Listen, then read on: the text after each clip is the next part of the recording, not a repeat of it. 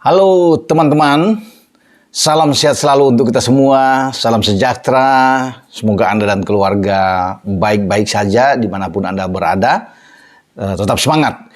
Dengan saya Bung Ropan dan saya akan mereview ya, dua pertandingan yang dimainkan di babak per-8 final atau 16 besar antara Jepang melawan Kroasia dan Brasil Korsel. Dua wakil Asia menuju ke 16 besar. Namun dua-duanya pupus. Habis sudah perjuangan dua wakil Asia ini yang disebut-sebut bisa membuat kejutan memang untuk bisa melanjutkan perjalanan mereka sampai ke babak perempat final. Namun Kroasia dan Brasil menghentikan bagaimana kejutan demi kejutan yang dibuat baik Jepang atau Korsel di fase grup. Karena kita tahu Jepang itu di grup E kan mengalahkan dua tim favorit. Bahkan memulangkan Jerman sekaligus. Mereka menang 2-1 melawan Jerman dan kemudian membuking tiket setelah mereka menang melawan Spanyol dengan 2-1 juga di pertandingan terakhir. Dan Korsel di grup H itu mendapatkan jatah mereka setelah menghajar Cristiano Ronaldo dan kawan-kawan dengan 2-1 juga sehingga mereka menjadi runner up. Tapi Jepang menjadi juara grup justru dan mereka ketemu dengan Kroasia. Korsel runner up di grup H tapi mereka harus bertemu dengan juara grup G, Brasil. Dan saya akan mulai dengan pertarungan sengit yang dilakukan oleh Jepang. Jepang memberikan perlawanan ya, luar biasa. Bahkan pertandingan harus diselesaikan dalam 120 menit. Ini perpanjangan waktu. Sebelum mereka takluk dalam adu tendangan penalti dengan 1-3 melawan Kroasia. Jadi menurut saya ya oke lah perjuangan mereka ya bagus Jepang.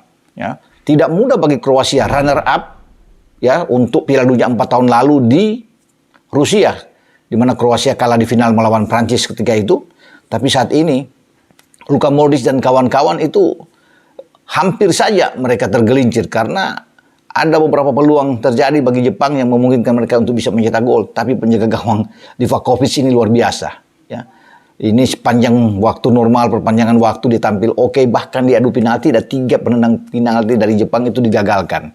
Nah kalau saya lihat dari permainan Jepang bahkan sempat unggul. Jadi babak pertama melalui Daisen Maeda di menit 43. Dan sepertinya ini membuka harapan mereka untuk bisa lolos seperti yang mereka lakukan 4 tahun silam di Rusia sebelum mereka dihentikan oleh Belgia di perempat final. Bahkan saat itu mereka sempat unggul 2-0 melawan Belgia sebelum dibalik oleh Kevin De Bruyne dan kawan-kawan.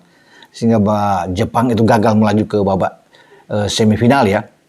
Nah setelah Maeda membuat gol, kemudian ini Kroasia di babak kedua, di awal babak kedua itu langsung dibalas oleh Ivan Perisic ketika menanduk bola dari umpan Dejan Lovren. Satu-satu ini itu bertahan, ya, walaupun Jepang terus gencar memberikan tekanan, tetapi pertahanan dari Kroasia ini sangat bagus dan juga lini tengah Kroasia memang oke ya dalam pertarungan ini. Brozovic, Kovacic, Modric bermain sangat baik sebelum Modric dan Kovacic itu ditarik keluar, meninggalkan seorang Brozovic sendiri sampai pada perpanjangan waktu dan adu penalti.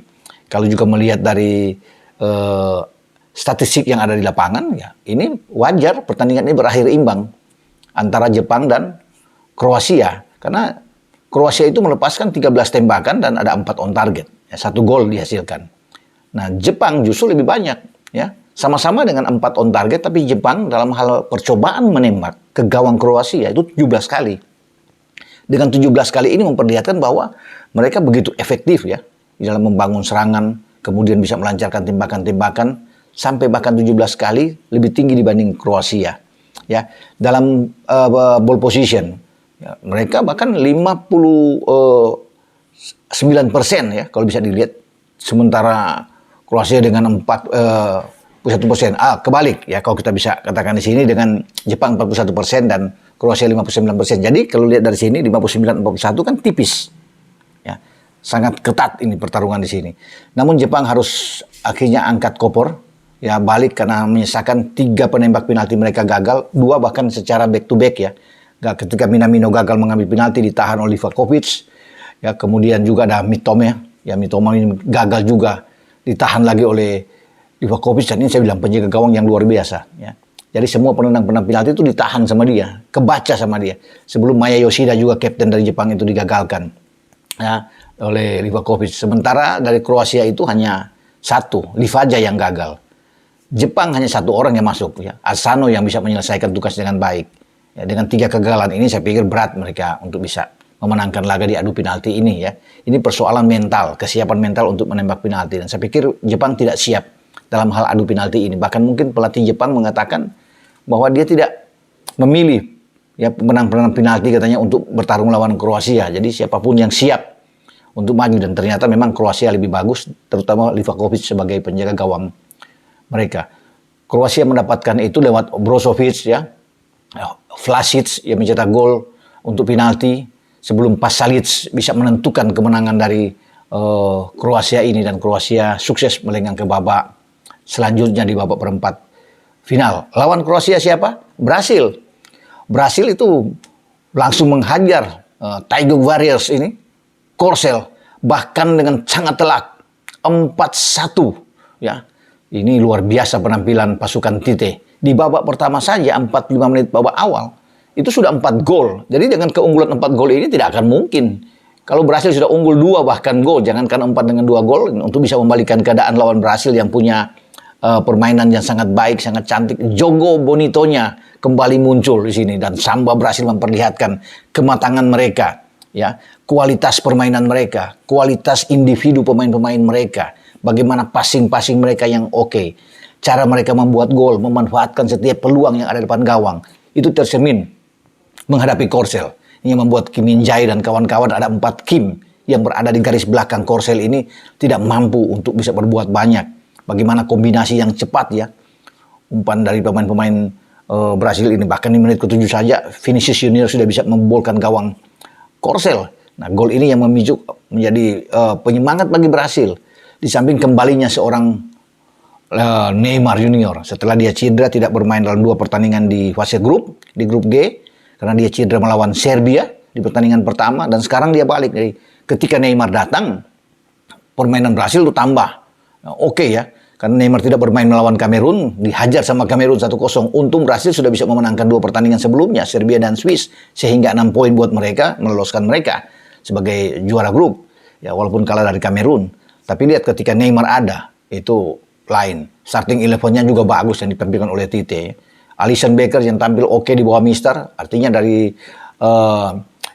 pertandingan ini dia menyelamatkan ada 5, ya, penyelamatan yang oke dari seorang penjaga gawang yang bermain di Liverpool ini.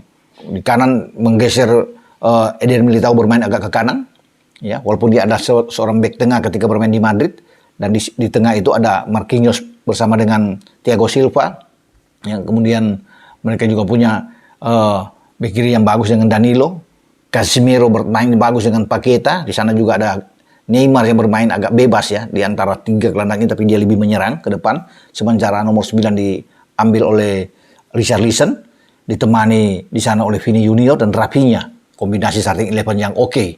Dan setelah Vini bisa membuat gol di menit ke-7, ada penalti yang ada sana diambil oleh Neymar, ya, ketika baru menit ke-13 dia mendapat penalti di sini, dan saya pikir dengan Richarlison diganjal, dan akhirnya Neymar dengan tenang sekali, ya, kita bisa melihat. Inilah saya pikir percaya diri bagus sekali dan mengecoh penjaga gawang Korsel.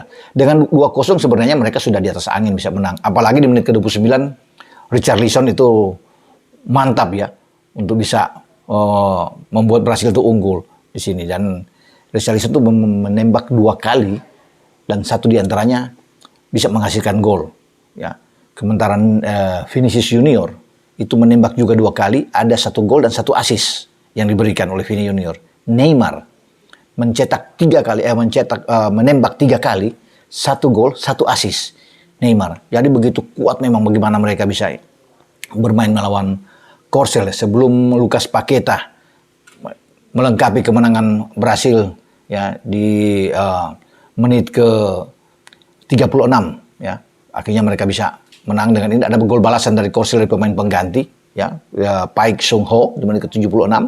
Namun ini tidak menolong bagi Korsel untuk bisa lolos ke babak perempat final. Sayang sekali bagi Korsel, ya, ambisi mereka untuk menaklukkan Brasil itu tidak kesampaian, dan memang itu sudah terlihat. Sebelum Piala Dunia aja dalam pertandingan persahabatan di Seoul, Korsel itu takluk dengan 5-1 dari Brasil, ya. Dan Neymar merajalela saat itu. Nah sekarang ketemu lagi ya, dengan Brasil dan Brasil bisa menang. Nah, Korsel seperti kurang begitu baik ketemu dengan Brasil dengan permainan keunggulan individu mereka ya, luar biasa. Tapi kalau melihat dari statistik sebenarnya nggak jelek-jelek amat Korsel bermain. Ya mereka 46% penguasaan bola, Brasil 54%. Jadi artinya beda-beda tipis aja. Cuma memang dari segi pengalaman mereka sangat kuat. Brasil ya, mental Brasil sebagai tim yang pernah 5 kali juara. Ini sangat menonjol buat mereka dan rasa percaya diri bahwa mereka mampu mengalahkan Korsel ini yang membuat mereka tampil baik sekali. Dan ada 9 on target yang mereka dapatkan dari 18 percobaan mereka menembak. Sementara Korsel itu ada 6 tembakan on target dan dia ada 8 kali. Ya, 8 kali percobaan menembak dengan 6 on target. Jadi saya pikir oke juga lah Korsel ya untuk dalam hal memberikan perlawanan terhadap Brasil walaupun dari segi skor memang kelihatan jauh. Dan Korsel ini adalah tim yang saya pikir pantas mereka berada di babak 16 besar untuk bisa menjadi wakil Asia bersama dengan Jepang. Namun mereka ketemu dengan tim yang lebih pantas untuk menjadi juara. Walaupun belum ke final, tapi Brasil kalau saya lihat seperti ini untuk menuju gelar ke-6 mereka bisa dapatkan ya di Qatar ini. Walaupun sebenarnya kalau mereka menang di perempat final itu kan mereka ketemu dengan Kroasia. Dan saya rasa Brasil akan menang melawan Kroasia. Tinggal menunggu pemenang antara Argentina dan Belanda. Nah ini akan menuju ke semifinal tuh. Entah Belanda, entah Argentina. Ketemu di Brasil kan ini kan pertandingan yang rame. Kalau Brasil ketemu dengan Argentina. Sama Latin ini yang menjadi musuh bebuyutan di Amerika Selatan. Atau dengan Belanda. Mereka bisa ketemu. Jadi kita akan nantikan nanti. Ya, tapi sebelum ke sana Brasil harus melewati Kroasia dulu. Ya, tidak boleh anggap enteng juga bagi bagi Brasil terhadap Kroasia ini. Karena potensi kejutan, tidak ada yang menduga juga bahwa 4 tahun lalu di Rusia, Kroasia bisa sampai ke final. Bahkan di fase grup di awal, Kroasia menghantam Argentina dengan 3-0. Jadi bahaya yang mereka punya skuad ini. Namun kalau melihat dari Brasil sekali lagi ya, bagaimana Brasil bermain, terutama menghadapi Korsel ya, mereka pantas memang untuk menjadi kandidat juara di Qatar. Nah bagi teman-teman saya pikir untuk tebakan skor, hadiah dari ACC, Astra Credit Companies, ya, berupa ada e-money. Untuk Jepang kan e-money itu 2 yang akan diberikan oleh fasilitas dana ACC. Tapi saya pikir nggak akan dapat karena ini akhirnya di adu penalti, ya. Tidak ada yang menduga juga untuk bisa adu penalti. Dan untuk tebak skor Brasil Korsel itu masih diperiksa oleh tim saya. Kita akan tunggu nantinya apakah ada yang 4-1 benar, tapi ini kan sulit ini ya untuk bisa mendapatkan 10 orang pemenang mendapatkan jaket keren seharga hampir 1 juta rupiah. Jadi total ada 10 juta ya untuk jaket Versace ini ya, Varsity yang akan dikirim buat Anda. Ini dari Astra Credit Company. Semoga Anda bisa mendapatkan itu. Nanti akan diumumkan pada besok siapa-siapa 10 orang. Kalau ada 10 karena ini 4-1 skor akan diteliti satu-satu.